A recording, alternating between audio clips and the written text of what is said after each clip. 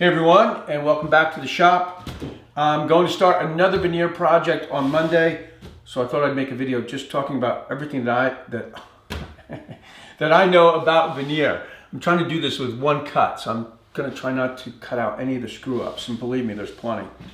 So, let's talk about your most common veneer type first, the type of using contact cement. So this is Weldwood. It's made by DAP. It's a very familiar can. You've probably seen this in the hardware store, the home store. I get great results with this. 20 years of working with veneer using this product, I've never had a delamination or any kind of problem whatsoever. The downside of working with this product is it has a really toxic, strong smell. So if you're going to use this, open up the windows, have a good mask. Don't use this in the basement around a pilot light or anything that could catch fire. You can use a water-soluble contact cement too, and I've worked with that a little bit, but not enough to really talk about it like I know what I'm doing. So as far as this very toxic solvent-based contact cement, this stuff works. So what I like about using this, other than the smell, is it's really easy to use because it's very easy to position the veneer. You're going to veneer both surfaces, so you'll be you're going to be adding the contact cement to both surfaces, so the back of the veneer and the surface that you're working on. And something I probably don't go into, but I do every time I work with veneer, is I use 2 coats. Because the first coat acts like a sealer, and the second coat just gives you more glue. And in this case, more is better. And I do the same thing with the veneer. That's something that I think I either read somewhere or maybe an old timer told me about, and it's something that I do with all of my projects. I don't go into that on video often because it's just another step. But if you're comfortable doing 1 coat, fine. But I'm kind of a little overboard on things, so I do the 2 coats. Let's talk about what I like, kind of my process. What I like to do is band the edge before I use veneer. I'll get a lot of questions in the comments. Why band the edge? Why not use an iron-on edge banding? Things like that. Or why not veneer it first and then band the edge? So there's a reason, just like anything, there's a reason. What I like to do is band the edge with a 1/4 inch molding, and I'll make the molding a little bit heavy on the table saw, and I'll run it through the drum sander so everything is nice and sanded and perfectly flat, and very important that it's the same thickness as the plywood. So here we go. Let's imagine that this is a box. A box is a cabinet. Now I'm going to trim the edge. I'll trim the edge out using a 23 gauge pin nailer with glue, generally mitering the corners. Then I'll sand the surface to make sure I'm nice and flush. I'm already assuming that the screw holes for screwing the box together have been filled. The fill that you want to use is Auto Body Bondo. That's the best filler to use when you're working with veneer. And so everything is done. The cabinet is ready for veneer. So I'm going to first veneer the sides. You want to think about your order of work when you're working with veneer and where the seams are going to be seen the most.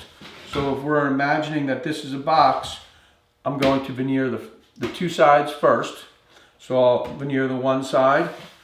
I cut the veneer so it's about 1/4, 3/8, 1/2 inch wider or bigger than the surface all the way around, bigger than the side of the cabinet.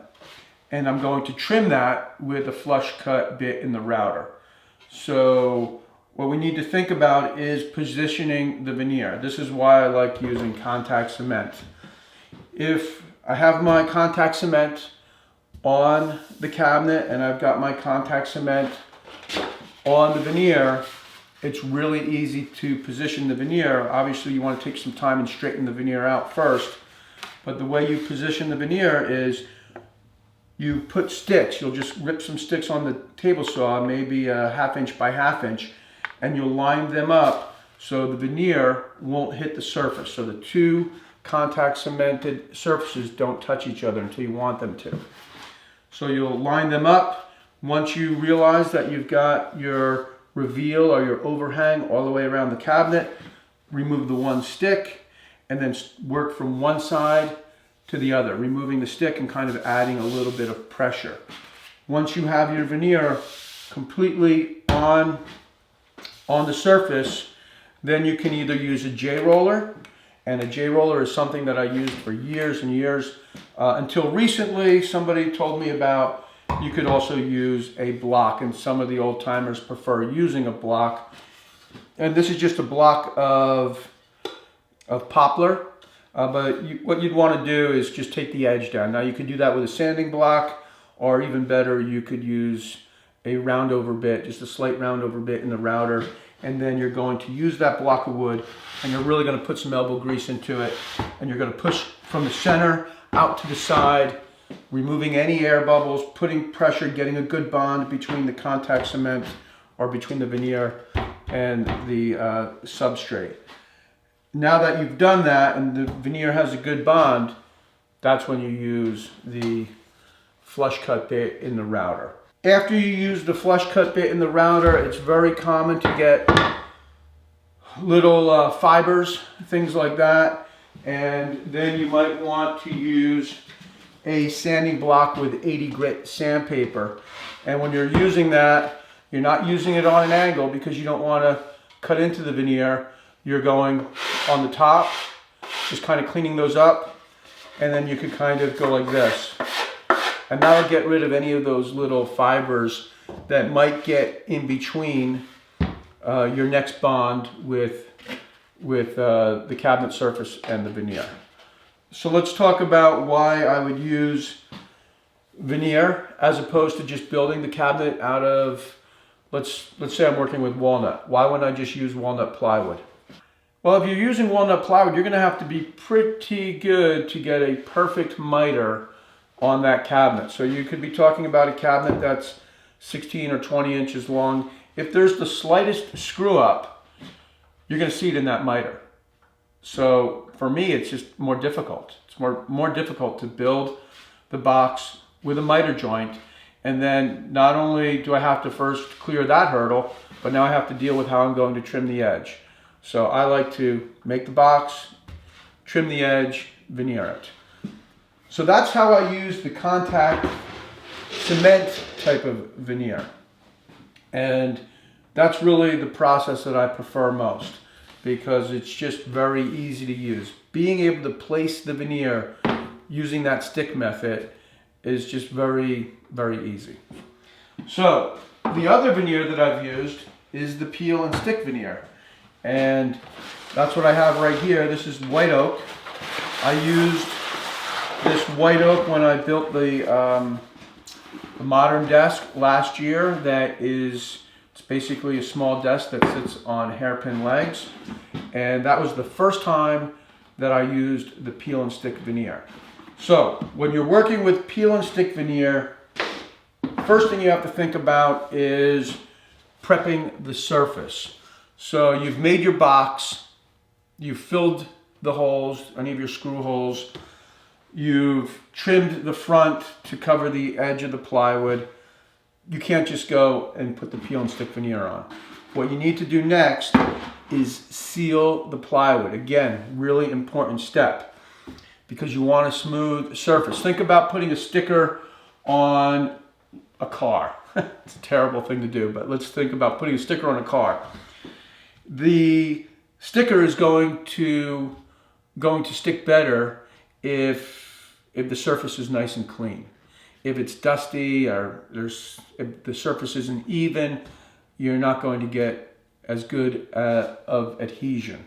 So think about it that way. So what you want to do is that now that you've got this birch plywood box, that's why you also want to use a tight grain plywood. You don't want to use you don't want to use the kind of plywood that you would sheathe the house with. You want it to be a tight furniture grade plywood or an MDF, but I would avoid using MDF with veneer because it just doesn't have the structural strength as plywood does. So let's just assume we're using birch plywood. So we're all ready to go. We can't veneer yet until we seal the cabinet, and we're going to use water-based polyurethane. Why? Because it dries really quickly. You could also use water-based lacquer if you want to spray it. But I find it really easy to use a foam roller. I pour it right out of the can, get it on the surface, let it dry for an hour and a half, 2 hours, sand it down, give it another coat. Because that first coat is basically going to raise the grain. All those little fibers are going to kind of come up to the surface. You're going to knock them down with 220, and then you're ready for another coat.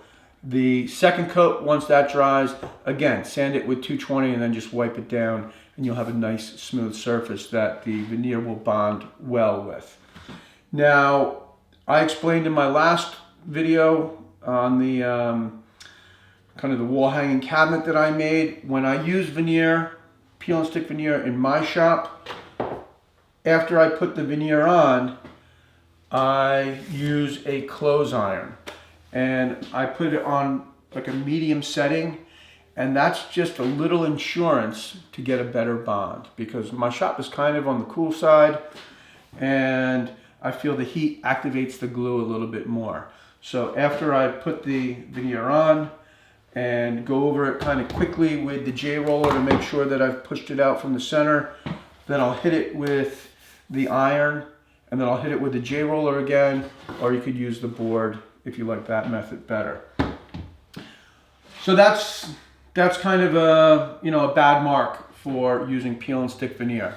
It's I don't think you're getting as good of a bond. Plus, there's a lot of surface prep. So you weigh those against each other. The biggest thing with peel and stick veneer is you get one shot. So if you screw up when you're putting that veneer in, that's going to be a whole can of worms, and I don't know how to deal with that. Maybe you would deal with it with using the iron, warming it up and pulling it up that way. I don't know. I haven't screwed up, knock on wood, so far. I have a few methods to try to prevent screwing up, but anything with woodworking is a potential screw up.